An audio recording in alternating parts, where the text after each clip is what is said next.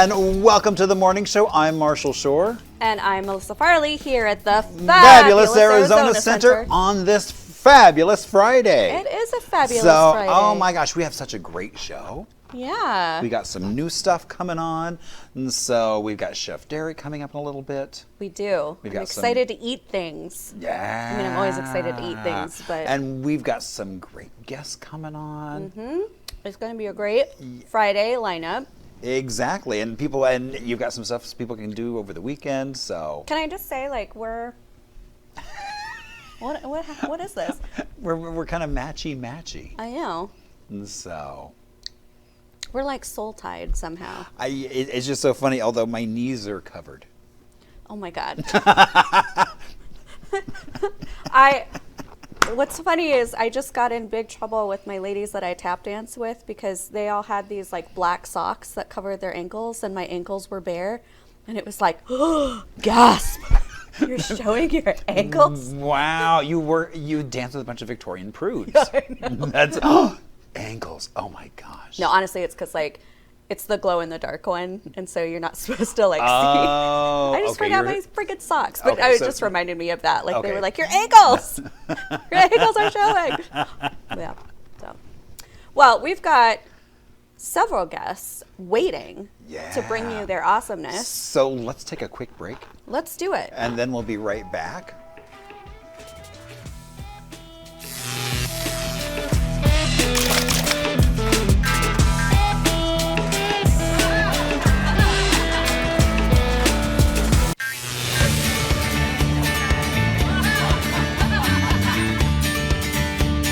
And welcome back to the morning show on this fabulous Friday. I'm Marshall Shore. And I'm Melissa Farley. We're coming at you from the Fabulous Arizona Center.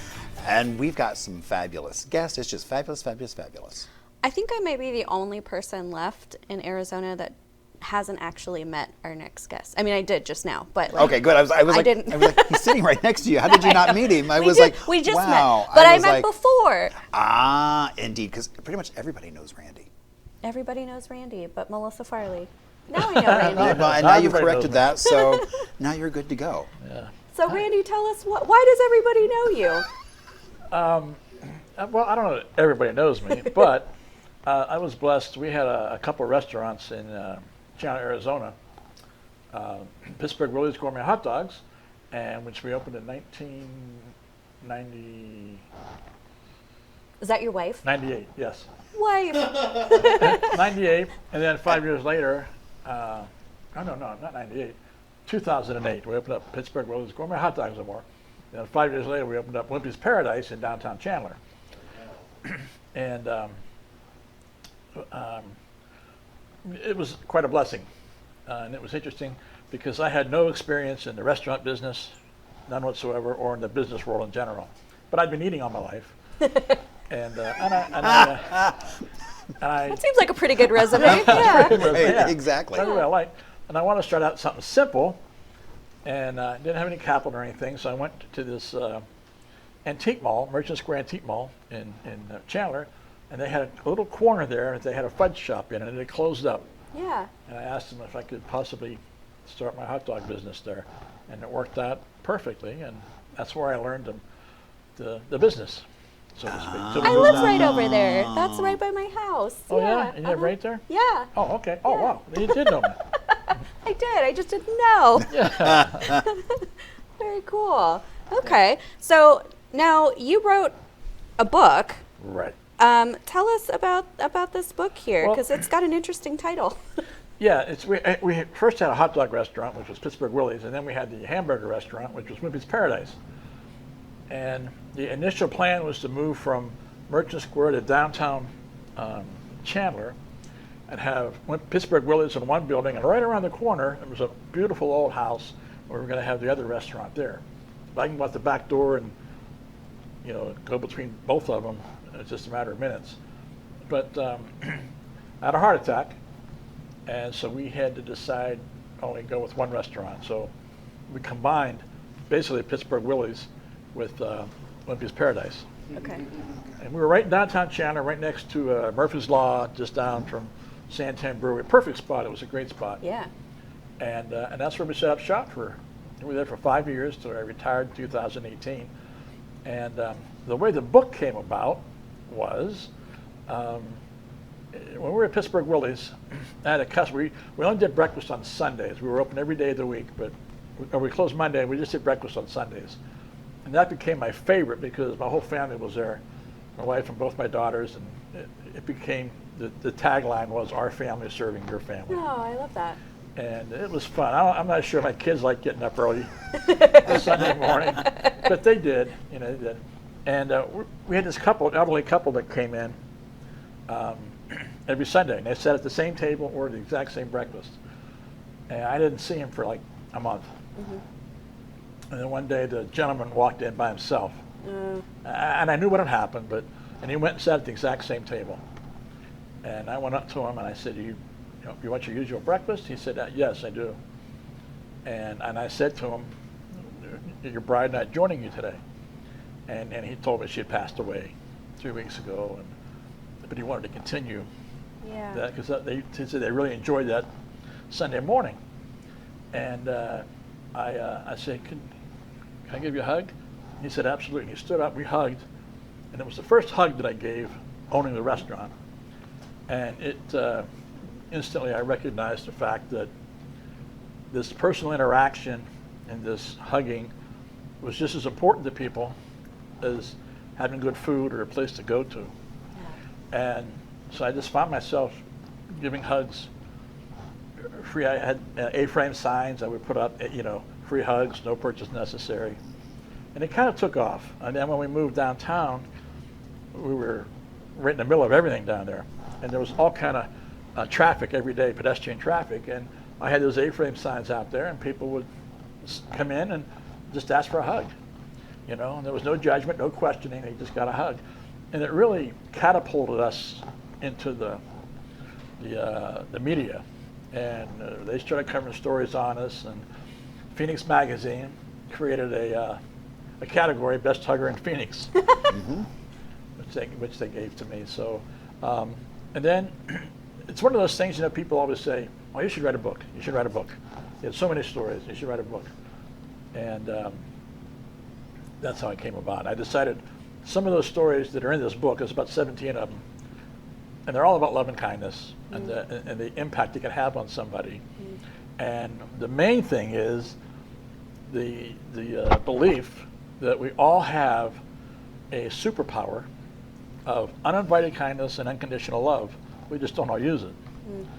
And these stories show what the impact it can have on people when we do that. And there's some very powerful stories in there. What meaningful work. And I'm like, I was gonna say hesitant to read that. Like, I started tearing up even when you were just telling the story about the gentleman in the restaurant and that first hug. I mean, that was just really moving, and I'm just so glad you exist. Can I say that? I appreciate that, but it's the other people that really make the book happen. It's and my wife will attest to this. This is probably the first time I was able to share a story. Yeah. Oh, now I'm getting choked up. Now, I also understand today is a very special day for you and your wife. Yes, we're celebrating our 49th wedding anniversary. 49? Yeah. Wow. Woo! Congratulations. Yeah, I don't know how she did it, but she did it, so, yeah. So what is the secret to a long marriage? Other than hot dogs. Hot dogs? And hugs. I don't know, I guess. Well, to me, the most important thing is you both have to have a good sense of humor. Yeah. I think that's most important. And you have to have different interests. Yeah. You have to, it's nice to do things together, but you also have to give everybody space. And she was into things that, she was into singing and opera and all that when we first got married. And I'd rather pull my fingernails out. So she had friends that she did that with, and I was into sports and all that other, and I had friends I would do that with. And it was kind of, you could do your thing, and she'd do her thing, and you can come back and talk about it and pretend to listen. And, okay, so pretending. So, yeah, right, pretend listening. Yeah. So just being, cognizant of each other's who they are and respecting that and giving them the space to be themselves while you're still also being a couple. Yeah. So That's great advice. That's really great advice. worked for us. Yeah. Well, hopefully I'll be hitting that 49 marks at some point. Yeah.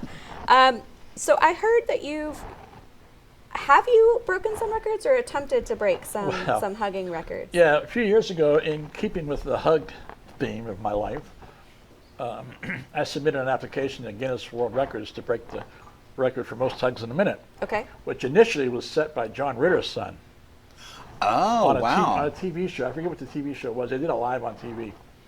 And I thought, I can do that. So we did it, and we set it up at Chandler High School, and Channel 3 News came out, and they were there for it. And we actually did set the record, but you have to submit it, and they have to check every hug, and that there's certain criteria it had to meet, and I didn't meet enough. So they couldn't consider the record. And then we tried it again 3 or 4 years later, again in Chandler. And it was amazing because all I did was say, we want to set this hug record. Anybody want to show up? And oh my God, the people that showed up, it was incredible. Everybody loves hugs. How many was it? Right, exactly. How many hugs did you? We did 91. Wow, in a minute? In a minute. That's a lot of hugs. And the record at the time was 86. Okay. But they discounted like 11 of them. And then the second time, and I learned something from this too. You really should have all adults.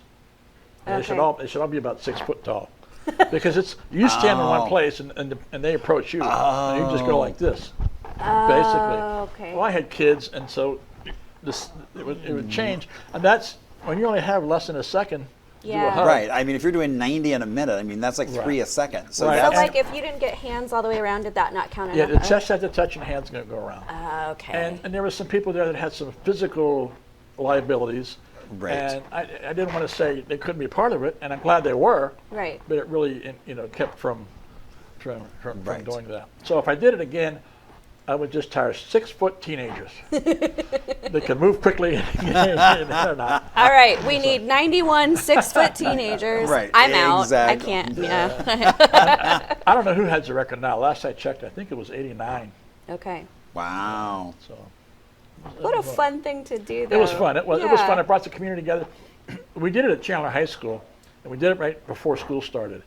And we were in the courtyard there, and on Chandler High School they had balconies all the way around. And it was so cool because all the kids were standing around there cheering. So it kind of brought everybody together. Yeah. For that. So it was fun. Well, it seems like you're good at that, bringing community together, and even through your book, telling these stories. Right. And, yeah. Well, I met Marshall. And the reason I wore this outfit, because I know he's so monochromatic that I thought you'd have some color in the set. Yeah, I know. But I first met, I knew about Marshall, and I'd seen him or followed him, and it was in Bisbee. And he was just walking down the street, and I saw him. I'd never met him before, and all I said was, "Hey, Marshall," and he just walked right to me. That sounds right. Hey, Marshall. Yeah, that sounds like Marshall. Right. Had a whole conversation. Yeah. So yeah, exactly. Yeah. And then since then we've run into each other several times. Yeah, So exactly. He was on the History Happy Hour when we were doing that. Yeah. So yeah. That's one of the things I love about Marshall, though, and Tony from Local Buzz, is they treat everybody like friends. Yep. Everybody, and I just don't see that very often. That's a really cool thing. So. And this free hug sign there, it's part of a stand. And my friend John Bratcher, who was here on your show with the D Squared Homes, made that for me. Oh, cool. Also, I just want to say this. John makes those looms. Those looms he shows you. Oh, they didn't go into any of that. He's very humble. He was nervous. I know he was, but you know what? Yeah. He does that in his garage. Okay. And he makes them all. He's made hundreds of them.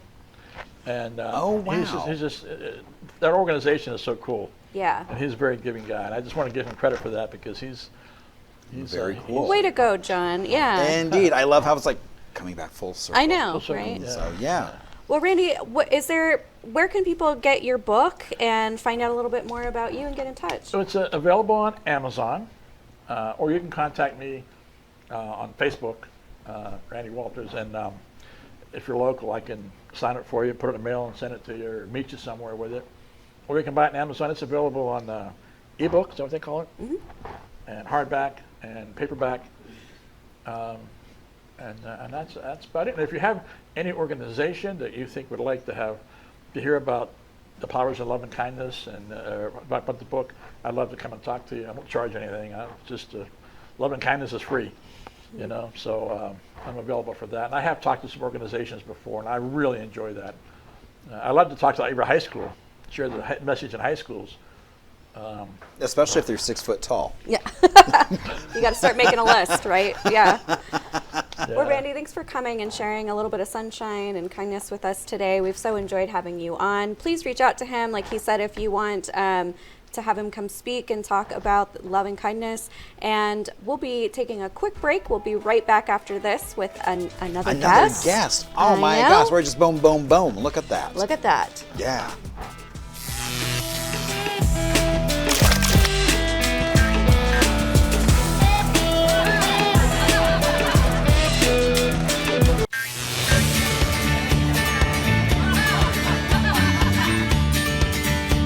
And welcome back on this Friday morning. We're so happy you're joining us here on The Morning Show. I'm Marshall Shore. And I'm Melissa Farley. We're here at the fabulous Arizona Center.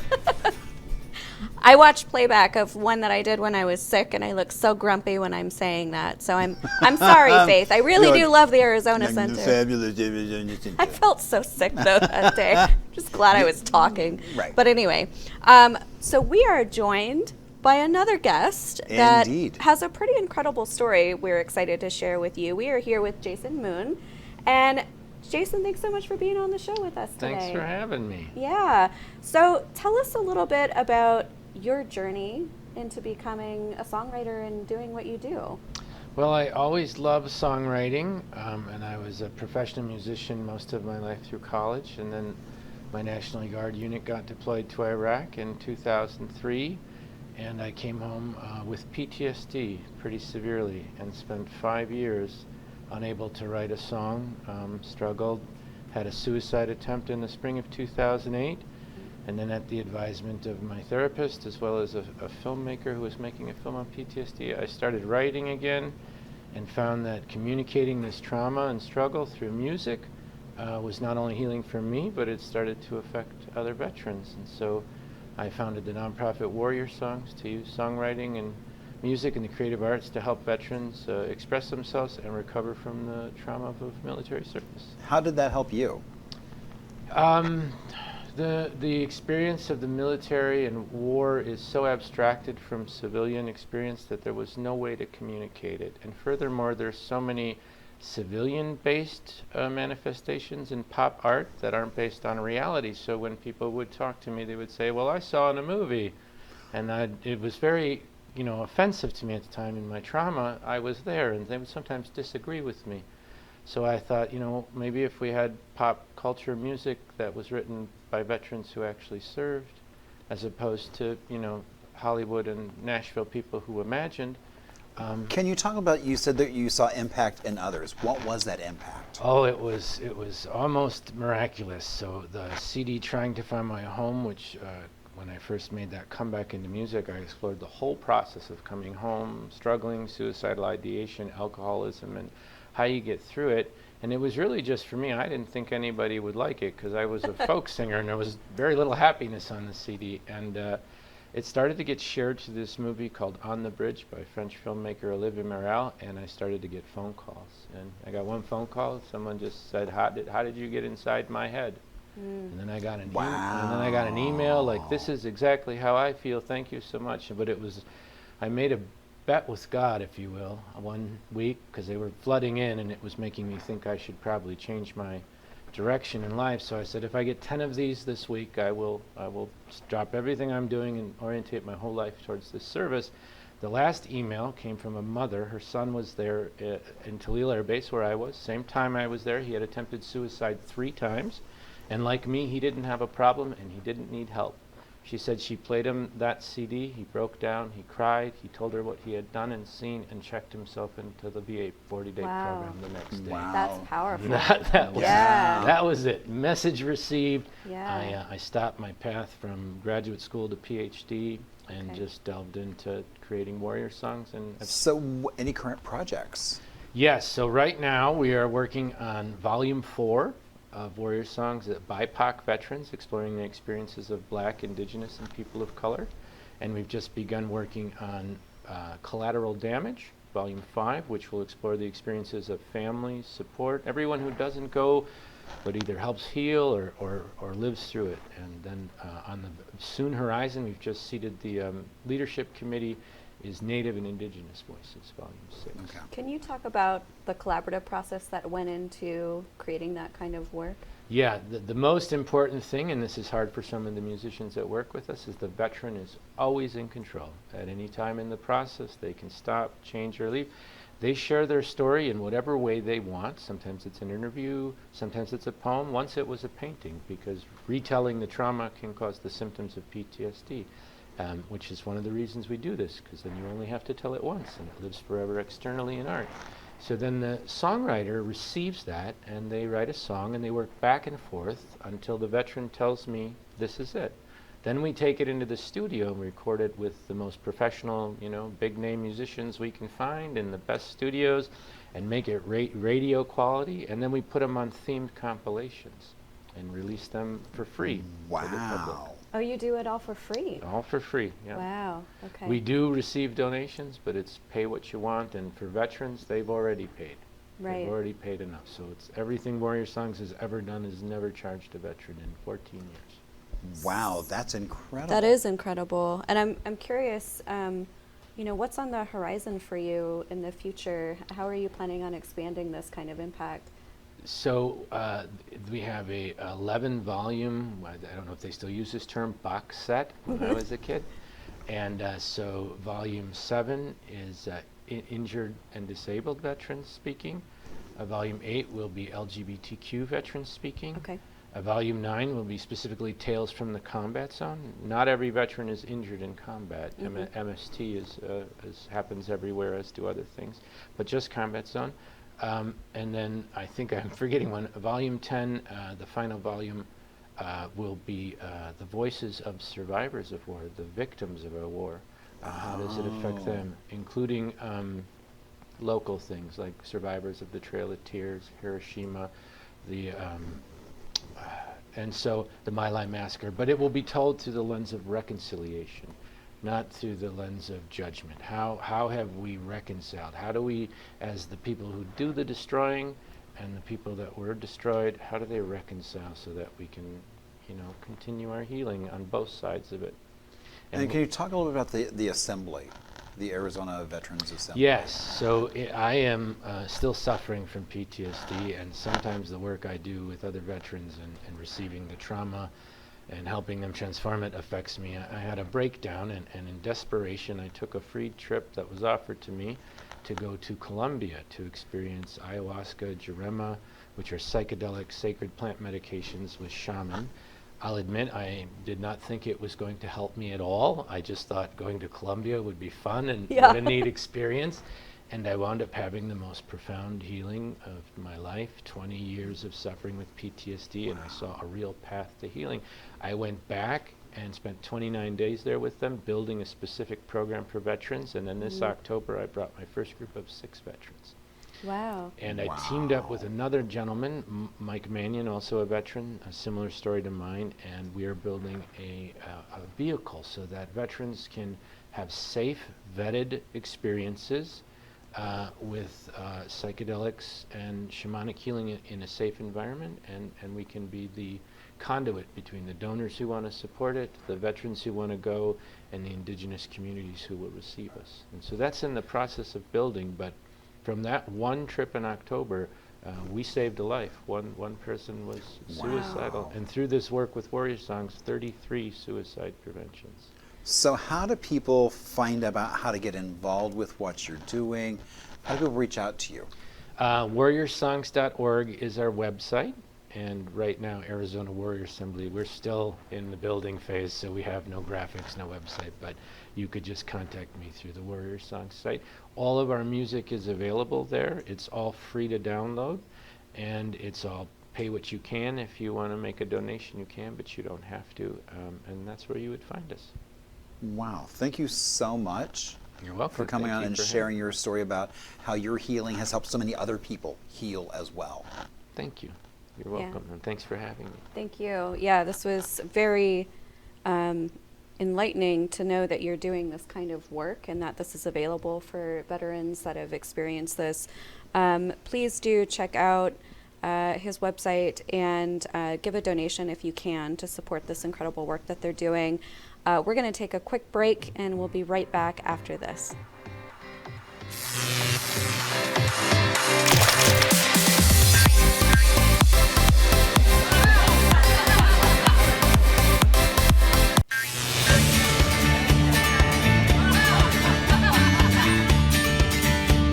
And welcome back to the morning show on this Friday. Oh my gosh, it has been an episode of love so far. Has. It's been a really warm episode. Yeah, I've already cried great. once, as you do. Indeed. But for a good reason. Exactly. I mean, such heartfelt. Yeah. I'm actually really looking forward to reading Randy's book. I think that will... really good. Have you read it? Yeah. Okay. I mean, it was like, and I mean, there's so many powerful stories and just the power of a hug and what that can do. Well, I just think, I keep up with the news and, kind of just the world can feel like a really scary place sometimes. So sometimes reading those really powerful stories of just the good Can in help humans. you, right. Yeah, it's a nice balance for sure.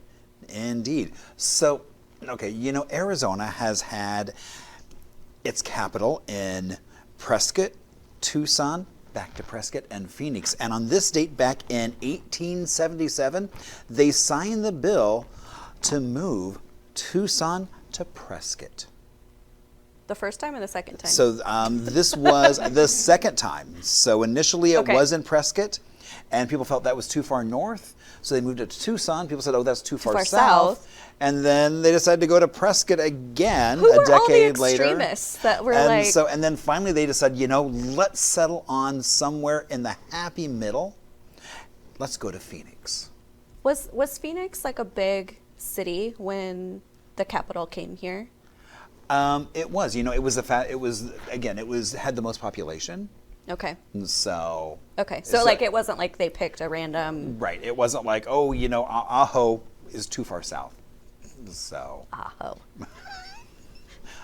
I don't know why I'm laughing about that. I like Ajo. I like Ajo it's a cute too. little town, and then you're right there. You can go to Oregon Pipe National Park. I just feel like that's something that we would do, is put our capital in Ajo. Like, I could see that absolutely happening. No? Indeed, although it's a little far south. It is a little far south. So, would you like to hear about some things to do? Well, it's with your Friday, life? so it's like, I'm already got some plans, but say my plans change. Cancel them all, Marshall. I've got better plans for you. You don't know what plans are until I tell you. That's true. Could be some really exciting stuff. Whoa, what's happening? Oh. Okay. I was going to blame your exposed knees. You blame my exposed knees for everything, Marshall. You're not the cause of all that is bad in the world, I promise. God. Next time, I'll come in fully covered, head to toe. Or knee pads. Like Kim Kardashian's Met Gala. Did you ever see that what she wore to the Met Gala one year? Oh. Kanye West covered every inch of her. I'll come in like that. Would that make you happy? Kind of like the catcher in baseball. Yes. Yeah. Yeah, I'll do that. All right. Okay. All right. All right. I don't have a matching outfit for that. Sorry. You're on your own. I was like, I feel like I could stop at Goodwill and make that happen. That'll be our Marshall and Melissa dress each other day. That'll be like we're swapping dresses. So there you go. Okay, so these are always so fun, although I get pretty competitive about them. It is a murder mystery dinner show. Yep, tonight at 7 p.m. It is a night of mystery and intrigue where anyone could be the killer, even you, Marshall Shore. Wow. Yes. So basically, you're going to unravel the secrets of a thrilling murder mystery. And these are fun. You get like a 3-course meal. They kind of do it like a play. It's very interactive. And based off of the clues, you sort of have to guess who did it and why and how. Tickets are $59. Doors open at 7. That does include your meal and the show and all of that. I actually have a lot of actor friends who do these shows, and they have a blast. So it's a good time. This one, I want to be good at it. I'm just not. I could never be a florist, Marshall. Can we say that? Did I tell you my flower crown experience at the conference? No. I went to a conference in Palm Springs, and they had this, like, all these tables set up with flowers, and they were like, everybody can make a flower crown. It's the easiest thing. And they were like, these signs everywhere. Everyone can do it. And so I go to the table, and I start building my flower crown, and I see the girl kind of like eyeing me. She leaves me alone for like the first 10 minutes, and then she starts like coming over, and it's like, you know, I think I could help you with this. And she starts like fixing my flower crown. And I was because like, it's so easy that when they oversell things like that, I'm like, I don't know. She wasn't helping anybody else but me. I was the problem child. Anyway, you can do a January flower design experience in Phoenix. So it's at the Arizona Flower Market, and basically they will give you hands-on experience in this workshop. So you'll learn the fundamentals of floral design and get insider tricks to wow your friends, family, or that special someone, either with a bouquet or a centerpiece or something like that. And it's $50 to do this. So I don't know. I think maybe that was the problem, is I never learned how to actually do this. well, now you can change that. I can change that. Yeah, wouldn't Pat love a lovely personalized bouquet just for him? I think he'd prefer candy, but sure. It could be a two-for gift. It's like, look, you get flowers and candy. You get my ugly bouquet and a box of candy. Yeah. and be sure you look at the dollar store to get your candy, because wow, Marshall. Your fella's a lucky guy. Oh, okay. Nothing but the best. Yeah. An ugly bouquet and a box of wax. A box of wax. Okay. There is also the 2025 Spring Festival Gala at Chandler Center for the Arts at 7 p.m. Aww. Yeah, so it's an evening of dazzling performances, rich traditions, and vibrant cultural displays to celebrate the Chinese New Year in honor of, you just said it, the Year of the Snake. Indeed, the Year of the Snake coming up. So this is kind of cool because it's only $15 for general admission. Oh. If you want a VIP experience, it's $45, but $15, like, you can't really beat that. And they put on good performances for this. So I think that would be a really fun thing to check out. This one I feel like the producers included just for me because they know that I'm a nerd about this kind of stuff. So, okay, let me guess. Oh, good. It is doing yoga, suspended yoga with goats and a sound bath. No. Think other things I nerd out on. Not yoga, not like new agey stuff. What is something else I deeply love, Marshall? Food. That too. I love food. That was fair. That was a good guess. I go there at least once a year, every year. Disney? Yeah. Ah. Yeah. So Disney on Ice presents Magic in the Stars. It's at 11 a.m. These are so fun, and I literally go and nerd out. I buy like the cotton candy and the glowy toys, and it's just a grand childlike time for me. So for this one, you chart a course through the night sky to Disney on Ice, where every story starts with a wish. Take a magical journey with Mickey, Minnie, and friends through the timeless stories of Cinderella, Aladdin, and all of your favorites. Tickets range quite a bit. So if you want to be up in the nosebleeds, $25. You want to be like on the ice, $140. Ah. Yeah. So, but the big question is, what would you wear? Oh, well, I have multiple. Well, I know. Well, of course, I have. I mean, because any true Disneyphile does indeed have multiple Disneyfied outfits. I have multiple outfits. I have a princess outfit sometimes that I'll wear, and then I have like a Minnie Mouse themed outfit. I can't even tell you. I have like a whole dresser full of just like Disney shirts. So if I'm feeling cash, I can always bust that out and wear some ears. I buy a pair of ears every time I go. So I have a lot of ears, to say the least. Okay, next one. Actually, I think my mom would like this. My mom loves aquariums, and Sea Life at the Arizona Sea Life Aquarium in Tempe, they are inviting you to come discover an underwater world filled with thousands of dazzling creatures at Sea Life Arizona. You can really come nose to nose with a lot of these creatures. They have I don't know that shark. I don't know if I want to be nose to nose with that shark. Oh, he's it's fine. Kind of voracious looking. He's okay. The stingrays are pretty cool. And he's good. He can come in. Sorry, we've got some. Let him in. He's fine. So this is actually a really cool aquarium because at Sea Life they let you do tours. And so you can they have penguins and stuff, and you can go behind the scenes and do a VIP experience. Wow. Yeah. So it's really fun. I did that for my mom's birthday one year. So, yes, you can just go see the aquarium, but if you want to upgrade for a package or anything like that, you can totally do that. Cool. Yeah. This, in one of your favorite places, Tucson, La Encantada Fine Art Festival in Tucson. Oh, fun. Yep, SACA is hosting a fine art festival, and it features artists selling items that range from mixed media to paintings and sculptures. They're also going to be doing some live art demos. So it is from 10 a.m. to 5 p.m. on Saturday and 11 a.m. to 4 p.m. on Sunday. And then also in Tucson, because if you want to just make a weekend out of it. Which I'm doing. You are, that's right. Yeah. You are. It's the Winter and Wine Craft Fair.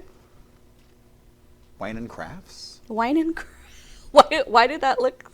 I'm because it's oh. Wine and crafts? Well, because I'm just the more you drink. Yeah, so the Old Pueblo Cellars is doing a winter fair, and they're going to have wine tasting, charcuterie boards and bites, live music, local vendors, mulled wine to keep you cozy. And it's a totally free event to attend, but if you do want to do the wine tastings, you have to make a reservation, Marshall. It's $18, and you just have to shoot them an email. It's from 10 to 5:30 p.m. Wow. Yeah, so you could still sleep in and then go grab your wine. Indeed, and have some mulled wine. Yes. Wander around. Is mulled wine different than glühwein? Is that the same thing?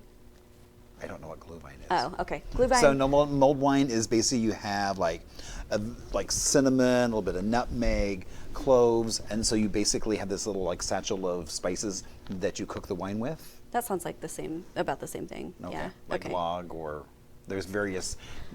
I don't know. All I know is my mother-in-law makes glühwein every Christmas, and it's a ton of port, really good port, and then spices and all that stuff. Okay. Yeah. It's okay. Yeah. All right, friends. Well, we're going to take a break, but before we do that... We've got a treat. We do have a treat. We've got a special treat. We love live music in the studio. So Jason Moon has decided to stay and treat us to a wonderful song. Surprise! Yeah! So Jason, thank you so much.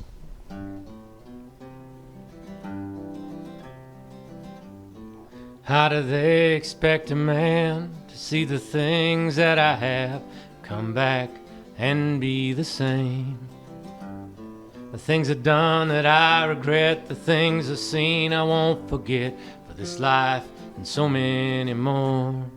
And I'm trying to find my way home. The child inside me is long dead and gone, and somewhere between lost and alone, I'm trying to find my way home.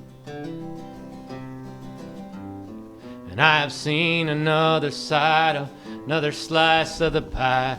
Didn't seem too fair to me. People who did not deserve the sufferings that they incur. Freedom ought to be free. And I'm trying to find my way home. The child inside me is long dead and gone, somewhere between lost and alone. I'm trying to find my way home. And whether we lose or win, I'm so sick and tired of the spin. I don't think I can take any more.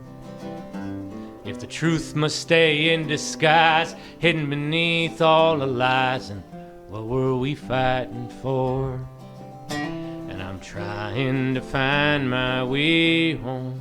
The child inside me is long dead and gone, and somewhere between lost and alone, I'm trying to find my way home.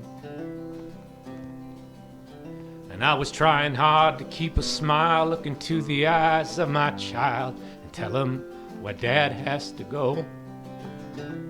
And after Daddy's went away, he's come back and he ain't the same as the man that you used to know. And I'm trying to find my way home. The child inside me is long dead and gone, somewhere between lost and alone, I'm trying to find my way home. So now I'm sitting here with time to kill, staring out my windowsill, trying so hard to forget. In time I may forgive myself, but history repeats itself and burdens my soul with regrets. And I'm trying to find my way home. The child inside me is long dead and gone, and somewhere between lost and alone, I'm trying to find my way home. And lately it's occurred to me, you know it's hard to fight an enemy that lives inside of your head. To spend my life in between the sleepless nights and the bad dreams, I think I might rather be dead. And I'm trying to find my way home. The child inside me is long dead and gone, somewhere between lost and alone, I'm trying to find my way home.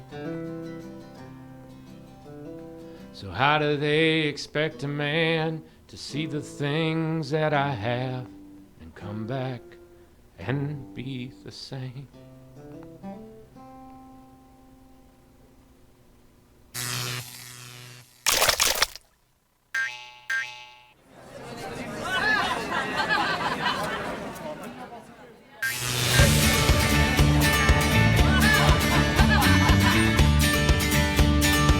Good morning and welcome back on this Friday to the morning show. I'm Marshall Shore. And I'm Melissa Farley here at the fabulous Arizona Center. So let's talk about some ways to celebrate. I love celebrating. So, and I think you'd like this. Okay. Hot buttered rum day. You are correct. I would like that. So, you know, hot buttered rum is basically rum, hot water, cider sweetener, spices. So, you know, it's great for a cold weather beverage to just kind of sit by a fire and sip. And whether it's winter months, wherever you are, or whether it's even here, sitting fireside. Just crank your AC. Crank your AC. Do a little fake fire. No, don't turn the fireplace on and crank up the AC. No, I said do a fake fire. One of okay. the, like, you know, the little screensaver things. So, or I have the old 50s, like, log with the... Oh, cute. Yeah.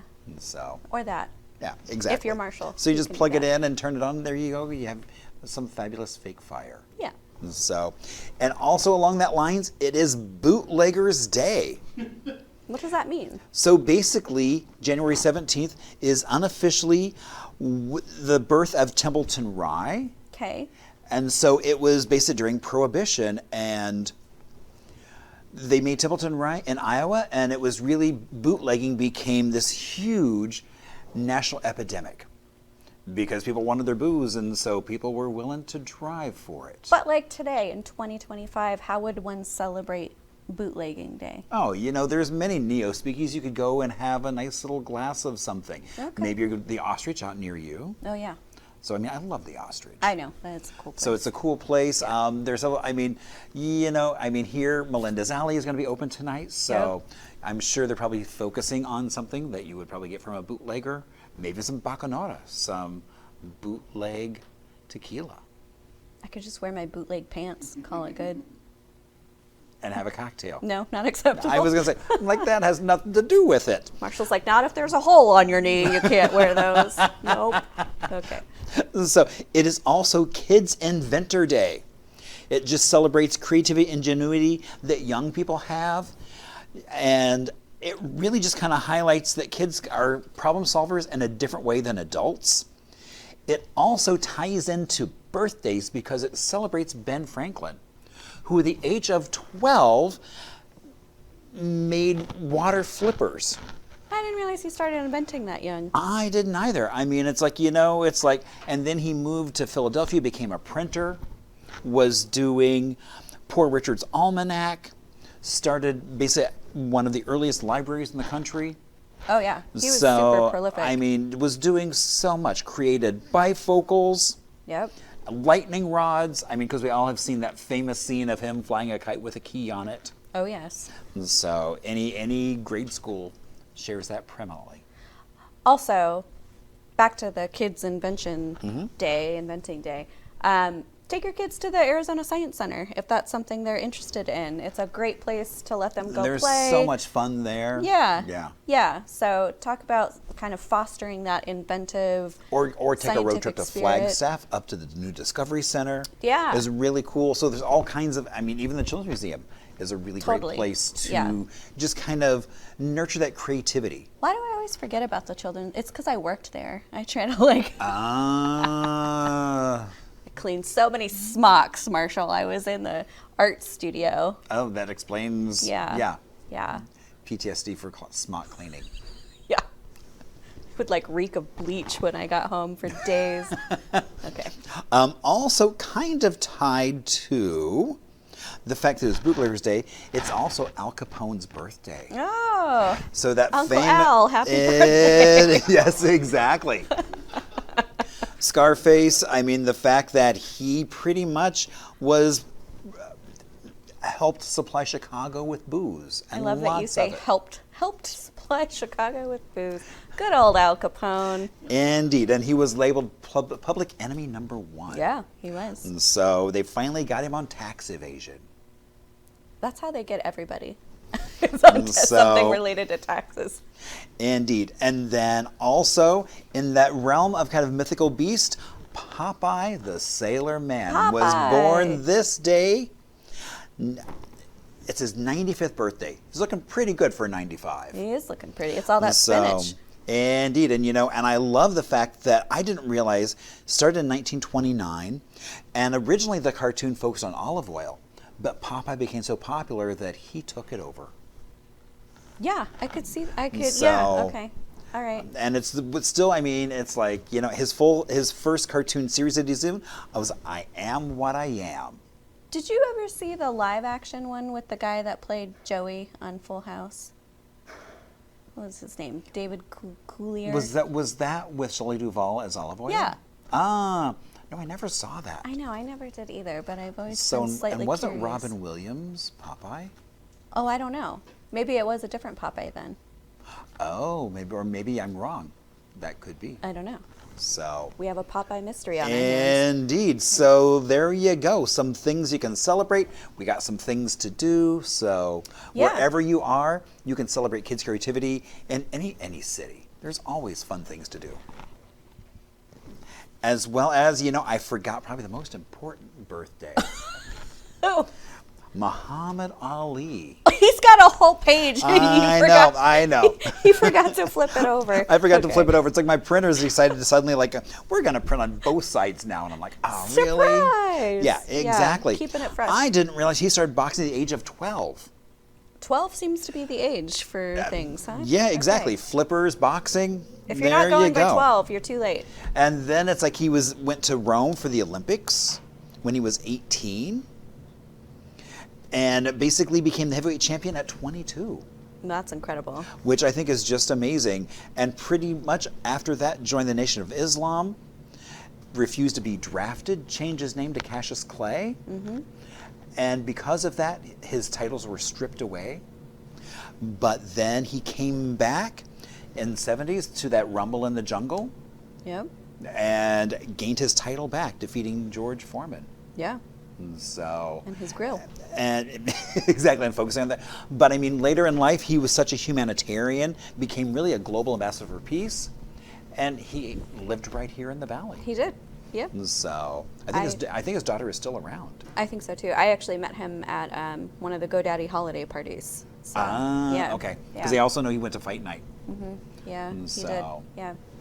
Yeah. Well, thank you so much for joining us. We have one special segment left for you. Yeah. We are going to bring back Chef Derek for a new series that we're going to try to do every Friday called SAVOR AZ. And he's got a pretty tasty recipe that we get to try, I think. Some pretty incredible stuff to share with you. We're going to take one more break, and then we'll be right back with Chef.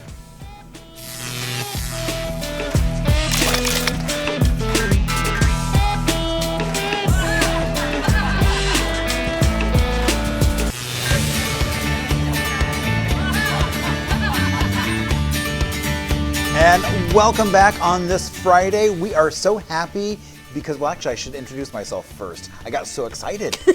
Marshall Shore, morning show. You. Melissa Farley, morning show. Fabulous Arizona Center. Yay. Yay. Okay. And so now, we've been talking about this so much. I'm so excited to say this is the first time we're doing this. Yeah, so if you're hearing those sizzles, those sounds, we've got some good stuff going. We wish we could offer you smell-o-vision because it smells delicious in here. Indeed it does. We have got Chef Derek here for our very first SAVOR AZ. Super excited.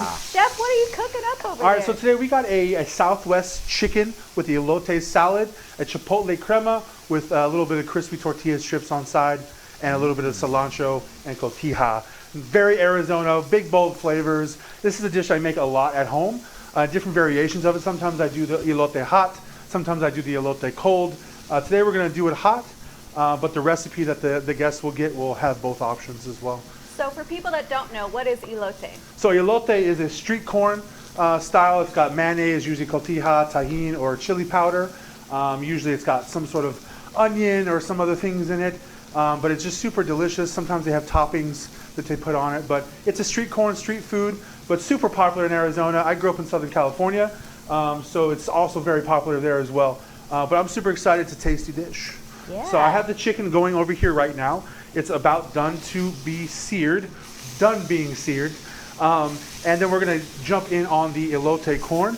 But I have some cotija over here that's already nice and ready to go for me. Some cilantro that I chopped up, ready to go, as well as our jalapenos, red onions, red bell pepper, and sweet corn that we're going to saute up. So now I saw you putting some spices on that chicken. What did you put on that chicken? Oh, so on the chicken, yeah. So I got a little bit of S&P, a nice beautiful slathering of graza olive oil, as well as some cumin and some chili powder. Ah, a lot of the flavor. Those are the smells. I was trying to figure out, I was like, what are those smells? Yeah. I'm like, Yeah, that cumin, you got to have that cumin. It leads to Latino culture, especially this dish. You really have that cumin in there. But our chicken's almost done, so we're gonna let that sit and rest just a second. Actually, we're gonna see that side. While we're doing that, I'm gonna hit a lime. Yeah, you hit that lime. I dropped the lime. Sorry, guys. Bye-bye, lime. We're good. We're gonna hit that chicken with a little bit of lime. Oh. So it's gonna finish up. And so we're gonna drop this corn in here. We wanna get some of that chicken fat, that chicken love, right? Because chicken's got that beautiful flavor when you sear it correctly. Yeah. And we wanna incorporate that into our corn. So what we're gonna do is we're gonna create a little Maillard reaction. And that Maillard reaction is the natural caramelization of the proteins you found in basically anything that you cook. So we're gonna go in the same pan, corn, and all of our vegetables, hit it with a little more olive oil, right? A little S&P to taste. And we're gonna let that kind of do its thing while this chicken finishes up. I really like this way of doing this dish as opposed to a cold salad. I really like the flavors that you get when you caramelize bell pepper, onions, and jalapeno together. It kind of creates a really nice little love flavor there, especially paired with all of the creaminess that's gonna happen. It's gonna be pretty darn delicious. Now, I've got a question. I saw you put the lime juice on while it's in the pan. Correct. Usually whenever I put lime juice on something, it's after it's already plated. Yeah, so I'm gonna do both. So I'm kind of like letting the lime juice and the acid kind of break down into the chicken as it cooks and kind of create a beautiful love with the chicken jus and the natural flavors that you create in the fond in the bottom of the pan, which is all the flavor that you want. And the lemon juice kind of helps it, or the lime juice, excuse me, kind of helps it lift as well as just add a nice bright flavor, and then we'll hit it at the very end with it as well. Wow. All right, so this chicken and this corn is almost done. So we're gonna pull this chicken breast and let it rest. Now, when you say let it rest, Yes. why do you have to let things rest? Because when you let things rest, all the natural juices, so you imagine when you're heating something, right? Everything expands. All the juices get pushed out to the outside. And so when you let it rest, it calms down and all those juices flow back all throughout the meat and gives you a nice even cook as well as even flavor. Oh, okay. So this corn is almost there. We got a nice char on it. This nice color. I really wish I could smell this. It's absolutely delicious. It really, yeah. Absolutely Smells delicious. incredible. All right, so yeah, we're almost there. We're almost there with our chicken. This is about ready to go. So I'm going to turn this off. I'm going to get our corn in my little dish here, and I'm going to mix it with some mayo and some cilantro. Mayo. And we're just going to hit it with a little bit of mayo. Not too much, because we're going to hit that on top with crema as well. Oh, that looks so good. Yum. And then some cotija. We'll hit the top of it with some cotija as well, and then some cilantro. So, Chef, what is it that you love about this dish? Like, why is this your go-to that you make at home a lot? It's got so much flavor. It's got big, bold colors. It's beautiful. It's fun to cook. It's kind of one of those like build your own playgrounds. You can kind of take it wherever you want to do. Create new flavors, add things to it. There's no real science or guidelines. It's kind of just a dish that's got big flavors. And when you have big flavors, you can really play around with a lot. And that's why I love this dish. I cook this dish a lot, actually. So we're going to give this a little mixy mix. A little mixy mix. A mixy mix. A mixy mix. I feel like we need to do a remix of that. Yeah. That's the official term. Mixy mix. All well, right, I love that idea of putting the lime juice on and then hitting it again. So you kind of get letting the chemical reaction kind of happen. I like that kind of charred lime.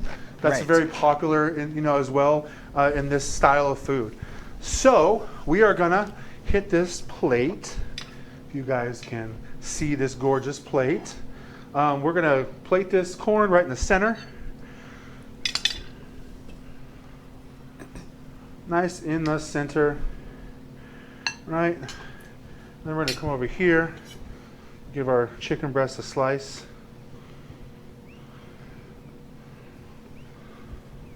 I like how Marshall and I are just so quiet because we're watching. I know. It's like oh, look at that. It's like, oh, right, we're supposed to be talking, aren't And we're we? gonna do kind of so yummy. abstract lines. Right, abstract lines. Got a line going this way, then the chicken going across the top. And then we're going to hit it with a little bit of chipotle. Ooh. So now, do you make that yourself? I did. I made this morning at home. So how do you make yours? So, I mean, the chef in me loves to make aioli, fresh mayonnaise. So fresh mayonnaise, egg yolks, oil, the whole 9 yards, and then chipotle puree in adobo. And then we just puree it together with some lime juice and some cilantro. So I have some cotija cheese on there right now. I want to hit the top of it with a little bit of sprinkle of cilantro. Yes. And then the piece de resistance is we are going to hit it with a little bit of crispy, multicolored tortilla strips. Ooh. Look at Oh, that looks like a party Oh right my there. God. Party on a plate. And then we're going to hit it with a little bit of finishing salt. And there you go, Southwest chicken with a elote salad, chipotle crema, cilantro, cotija, and crispy tortilla strips. Yeah, delicious dish. Love it. Oh, we can't forget the lime though. Oh, that's Can't- right. That can't second forget head the of lime. lime. Marshall has Oh, been my- so looking I forward know, to that the lime's lime. what makes it, Can't y'all. fail him. Well, no, exactly. I mean, but I love that idea of putting it on twice, not just once, but twice. So you Get get two twice different flavors of the well, lime. Exactly. You So know? it's like the lime evolves. Exactly. You kind of create new flavors. That's what I'm talking about. But yeah, I love this dish. It's a beautiful dish. It's delicious. I cook it a lot at home. And yeah, if you guys want to make it, the recipe will be available to you. And yeah, join us every week right here on the morning show on SAVOR AZ. I'm Chef Derek Upton, and as always, let's cook, let's connect, and let's eat. I'll see you guys on the next one. Wow. I know. Wow is all I can say. All I can say is it's cruel that it's not in my mouth right now. Yeah. I feel like it needs to be in my mouth. I mean, oh my gosh, this is going to be so much fun. I love looking at it. Now I'm looking forward to like already next week. I mean, just that technique with the lime. Such a simple thing, but I'm sure it makes such a difference. So if you want to check out that recipe, make it on your own, please tune in. Chef is going to be here next week with a brand new recipe, more flavors from Arizona, and we just cannot wait to actually let you know how it is. We'll make sure we post a picture on social media of our happy, full faces. Indeed. All right, have a great weekend, friends. And we'll see you on Monday.